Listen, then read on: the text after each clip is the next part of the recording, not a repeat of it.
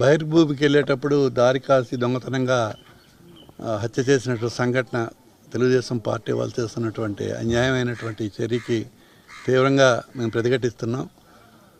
అలాగే మా ప్రీతం నాయకులు జగన్మోహన్ రెడ్డి గారు కూడా మరి స్థానిక నాయకులు కిరణ్ కుమార్ని తీసుకొని మన వైఎస్ఆర్ పార్టీ నాయకులందరినీ తీసుకొని ఒకసారి వెళ్ళి పరామర్శ చేయండి, నేను కూడా అవకాశం తీసుకొని వస్తానని చెప్పడం జరిగింది.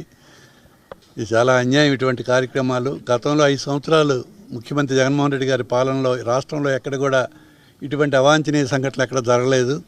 ఈరోజు ఎన్నికలు జరిగిన రోజు నుంచే ప్రారంభించారు. అదే ఎన్నికల ఫలితాలు వచ్చిన రోజు నుంచి కూడా మరీ అత్యంత దారుణంగా రాష్ట్రం అంతా కూడా ఇటువంటి అకృత్యాలు చేయడం జరుగుతోంది. ఇది ప్రజాస్వామ్యంలో ఇటువంటి చేష్టలు అన్నవి చాలా తప్పు. ఈవేళ రాజకీయాలు అన్నవి గెలిపోవటం చాలా సహజమైనటువంటివి. ఎన్టీ రామారావు, ఇందిరాగాంధీ లాంటి వాళ్ళు గెలిచారు, ఓడారు. అంత మాత్రాన ఓటమైన వెంటనే ఇటువంటి